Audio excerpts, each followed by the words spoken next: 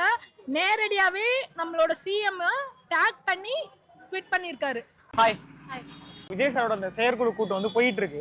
கண்டிப்பா பாத்துருப்பீங்க. என்னெல்லாம் சொல்லியிருக்காரு அதுல, அதை பத்தி நீங்க என்ன நினைக்கிறீங்க? செயற்குழு கூட்டம் கூட்டுறது வந்து பாத்தீங்கன்னா ஒரு கட்சி தலைவரா அவர் வந்து இன்னைக்கு வந்து அவரோட தலைமையில வந்து நடந்திருக்கு. பாத்தீங்கன்னா அந்த செயற்குழு கூட்டத்துல 18 தீர்மானங்களை வந்து கொண்டு வந்திருக்காங்க. அதுல ஃபர்ஸ்ட் 2 தீர்மானங்களை வந்து விஜய் அவர்கள் வந்து அறிவிச்சிருக்காங்க. ஒன்று வந்து பார்த்தீங்கன்னா நாங்கள் விவசாயிகளுக்கு வந்து எப்பயுமே அரணா இருப்போம் அப்படின்ற ஒரு தீர்மானமும், ரெண்டாவது வந்து என்ன தீர்மானம் கொண்டு வந்திருக்காங்கன்னா, எக்காரணத்து கொண்டும் நாங்கள் பிளவுவாத கட்சி பிஜேபி கூடயும் கொள்கை எதிரி டிஎம்கே கூடயும் நாங்கள் கூட்டணி வச்சுக்க மாட்டோம்.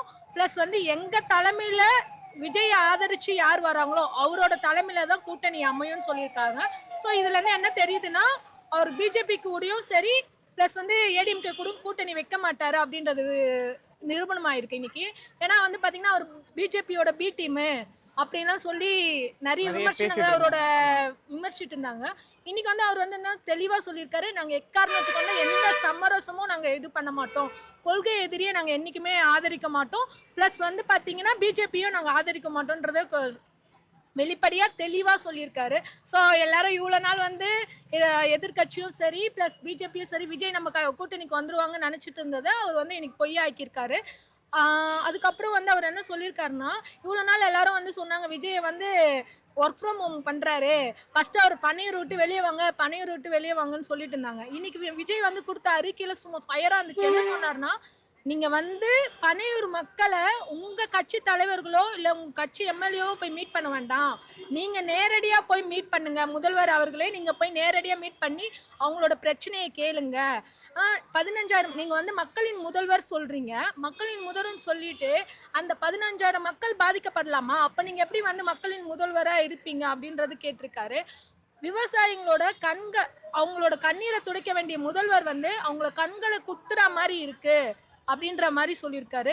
அது மட்டும் இல்லாமல் செயற்குழு கூட்டத்தில் நிறைய தீர்மானங்கள்லாம் இதுவாக இருக்குது. அதுக்கப்புறம் விஜயோட மாநாடு வந்து பார்த்தீங்கன்னா இதில் ஆகஸ்ட்டில் ஸ்டார்ட் பண்ண போகிறாங்க. செப்டம்பர்லேருந்து பார்த்தீங்கன்னா அவரோட மக்களை வந்து மக்களை சந்திக்கிற சுற்றுப்பயணம் ஆரம்பிக்க போகுது. அவரோட சுற்றுப்பயணம் ஃபஸ்ட்டு எங்கேருந்து ஸ்டார்ட் ஆக போகுதுன்னா விவசாயிகள் கிட்ட இருந்து தான் ஸ்டார்ட் ஆக போகுதுன்றது அவங்களோட செயற்குழு கூட்டத்தில் அவங்க பேசினதை வச்சு தெரிஞ்சுக்க முடிஞ்சது. இது நல்ல விஷயமா தோணுது. அது மட்டும் இல்லாமல் அவர் சொல்லியிருக்காரு, வீட்டுக்கு ஒரு உறுப்பினரையும் தெருவுக்கு 2 நிர்வாகிகளும் இது பண்ணணும்னு சொல்லி அவங்க தொண்டர்களுக்கு அவர் வந்து அறிவுறுத்திருக்காரு. ஸோ இதனால வந்து பார்த்தீங்கன்னா விஜய் வந்து நல்ல விஷயத்த தான் கொண்டு வர்றாரு. அவர் வந்து பரந்தூர் சும்மா அறிக்கை மட்டும் விட்டுட்டு இருக்காரு, அவர் வெளியே வர மாட்டாரு, அவர் பயப்படுறாரு அப்படிலாம் சொல்லி இது பண்ணாங்க. இன்னைக்கு என்ன பண்ணியிருக்காருன்னா ட்விட்டர்ல நேரடியாவே நம்மளோட சிஎம் டேக் பண்ணி ட்வீட் பண்ணியிருக்காரு. ஸோ இதுல வந்து அவரோட அரசியல் வந்து அடுத்த கட்ட நகர்வு வந்து இப்போ இதுவாக இருக்கு. இனி விஜயை பத்தி தான் சுத்தி எல்லாமே இருக்கும்னு தோணுது. ஏன்னா வந்து விஜய் வந்து இப்போ ஒரு பாதிக்கப்பட்ட இளைஞர் அஜித்குமார் இறந்து அவங்க வீட்டுக்கு போய் நேரடியாக மற்றவங்களாம் ஃபோன் காலில் பேசினாங்க, மற்ற தலைவர்கள்லாம். இவர் போய் வீட்டுக்கு போய் அவர் நினைச்சிருந்தா நிறைய நியூஸ் சேனலுக்கு இது பண்ணிட்டு பிளஸ் வந்து நிறைய மக்களை திருத்திட்டு அவங்கள தொண்டர்கள்கிட்ட எல்லாம் சொல்லி சும்மா ஃபயரா இது பண்ணிக்கலாம். ஆனா அங்க ஏதோ ஒரு அசம்பாவிதம் நடந்துடக்கூடாதுன்னு சொல்லிட்டு நேரடியா போய் எல்லாரும் செக் தான் கொடுப்பாங்க. அந்த செக் வந்து சம்டைம்ஸ்ல கேன்சல் கூட ஆகும், அதற்கு அலைக்கழிப்பாங்க. ஆனா நேரடியா போய் அந்த குடும்பத்துக்கு ஆதரவு தெரிவிச்சு 2 லட்சம் ரூபாய் கொடுத்திருக்காரு, கேஷாவே கொடுத்திருக்காரு. சோ அந்த மாதிரி எந்த தலைவருமே யோசிக்க மாட்டாங்க. அப்ப சொல்லலாம், என்ன அவருன்னு அவ்வளவு சம்பாதிக்கிறாரு, 2 லட்சம் ரூபாய் தான் கொடுக்குறாருன்னு. ஆனா நீங்க உங்க சொந்த காசு கொடுக்கல, ஆனா இவர் அவரோட சொந்த காசு சம்பாரிச்சு சொந்த காசு வந்து கொடுத்திருக்காரு. சோ இதெல்லாம் வந்து நல்ல விஷயமா இருக்கு. ரொம்ப ஒரு மாதிரி ஆக்ரோஷமா பேசியிருக்காரு. ஐ மீன் லாஸ்டா பாத்தீங்கன்னா அந்த மாநாட்டுல பேசினது. சோ அதுக்கப்புறம் பாத்தீங்கன்னா அவ்வளவு ஆக்ரோஷமா இப்ப இந்த ஸ்டேஜ்ல பேசியிருக்காரு. ஆமா, அவர் பேசின ஒவ்வொரு பேச்சும் சும்மா பயங்கரமா இருந்தா. அப்புறம் இன்னொன்னு வந்து சொல்லியிருக்காரு, கொள்கை எதிரி நீங்க வந்து இங்க பிளவுவாத அரசியலை வந்து நீங்க தமிழ்நாட்டுல எடுப்படாது, நீங்க இந்த மாதிரி எல்லாம் வந்து பிளவுவாத அரசியல் பண்ணிட்டு அதுக்கப்புறம் மறைமுகமா இந்த பெரியார இன்டைரக்டா பேசுறதும் அண்ணா இதுவும் பேசுறதெல்லாம் வந்து இங்க வந்து செல்லுபடி ஆகாது, இது வந்து உங்களோட இதுதான் பாதிக்கப்படும் அப்படின்றதையும் அவர் சொல்லியிருக்காரு. பரந்தூர் மக்களுக்காக அன்னைக்கு குரல் கொடுத்தா மாதிரி இன்னைக்கும் நான் எப்பயுமே வந்து குரல் கொடுப்பேன்.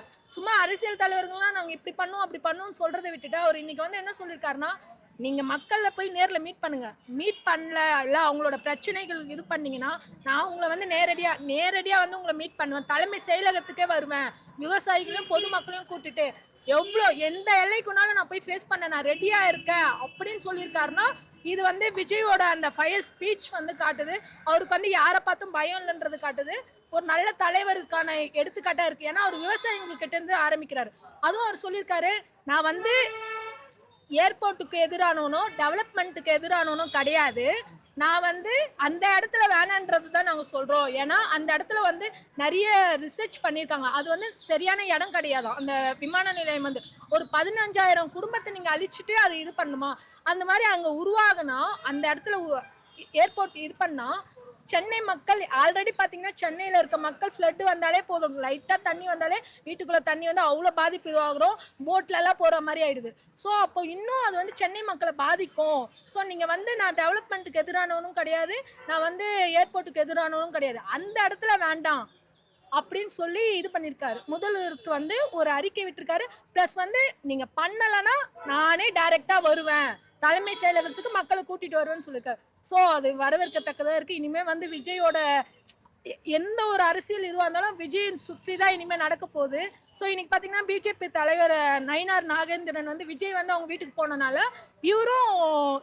விஜய் போனனால இப்போ நயினார் நாகேந்திரன் போய் நேரில் மீட் பண்ணியிருக்காரு. ஸோ விஜய் வந்து எப்பயுமே பாதிக்கப்பட்ட மக்களுக்காக மட்டும்தான் இருப்பாருன்றதே இதுல இருந்து தெரியும். எப்பயுமே விஜயோட அரசியல் எப்படி இருக்குன்னா பாதிக்கப்பட்ட மக்களுக்கான இது அரசியலா மட்டும்தான் இருக்கு. ஏன்னா அன்னைக்கு வந்து பாத்தீங்கன்னா டிமானிட்டேஷன் அந்த இது வந்து 2000 ரூபாய் நோட்டு செல்லாது அப்படின்னு ஒரு இதுவானப்போ இது நல்ல விஷயம் தான். ஆனா இதுல பாதிக்கப்பட போறது ஏழை மக்கள் தான் அப்படின்ற ஒரு நல்ல கருத்தை எடுத்து வச்சிருக்காரு. ஸோ அவரோட அரசியல் வந்து நல்ல வரவேற்கத்தக்கதா இருக்கும். ஸோ இதுக்கப்புறம் அவரோட சூறாவளி நம்ம அவரோட ஸ்பீச் வந்து இனிமே எல்லா இடத்துலயும் பார்க்க போறோம். அவரோட சுற்றுப்பயணம் பயங்கரமா இருக்க போது நல்லா இருக்கும்னு தோணுது. Okay, thank you. தேங்க்ஸ்.